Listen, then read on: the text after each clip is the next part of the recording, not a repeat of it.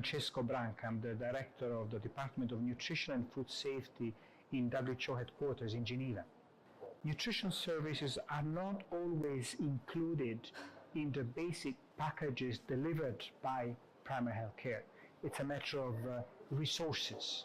And the second one, which is connected, of course, is the capacity of health workers to deliver those interventions. And I'd like to give the example of the management of wasting.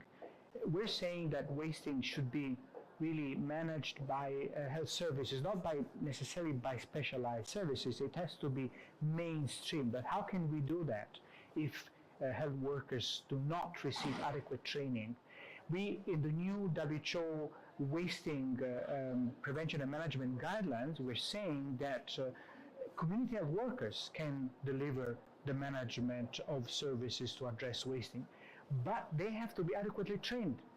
So can you imagine what difference would make having adequately trained staff for the delivery, the quality delivery of services? One of the great examples is the work that Ethiopia has been doing in training primary healthcare workers, and the impact on nutrition indicators of that investment in capacity building has been dramatic. So in order to have good nutrition services, first of all, we need to make sure that they are part of the service delivery packages. Integrated management of childhood illnesses, antenatal care, postnatal care, community packages, but also nutrition needs to be a component of the packages to address communicable diseases, for example, tuberculosis, HIV, malaria. So that's, I think, it's a first component. I think we've done part of the work, but I think we need to have, particularly on communicable diseases, much more really integrated nutrition. And if it's in a package, then it has all the somehow arrangements about the delivery of those services, and it gets prioritized in areas where these packages get utilized. The second element is to really have clarity about the operational implications of delivering those interventions. For example, having good costing of the interventions. At the moment, we have the Essential Nutrition Action part of what we call the Universal Health Coverage Menu. So, countries who want to plan have the information there. But then they need to have a good reason to do that. And in WHO, we promote what we call the service purchasing approach.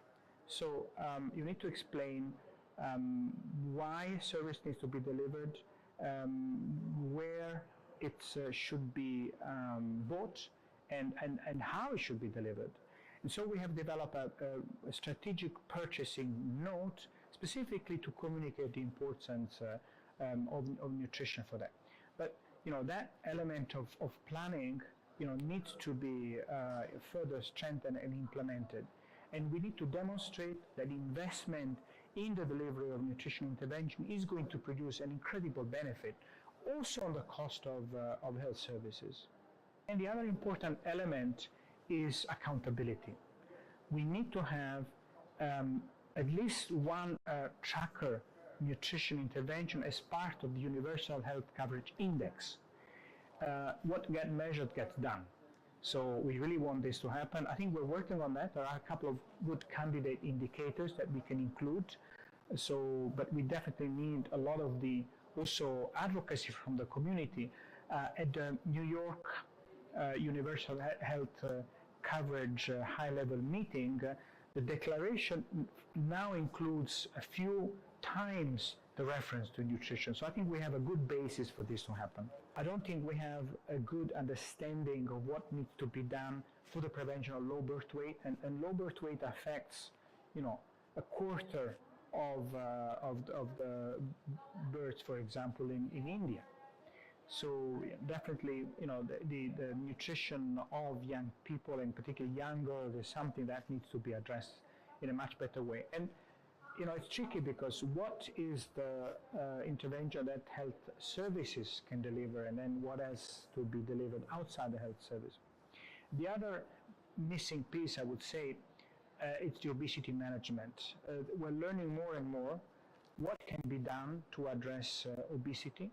obesity is a priority also in middle and lower income countries. It's adding enormous burden to countries that are already burdened by undernutrition without having solved the problem of undernutrition. And there's no really clear set of priority interventions to address obesity. So we definitely need to work more on the guidance on what is absolutely critical and then make sure it's included in the package of essential services.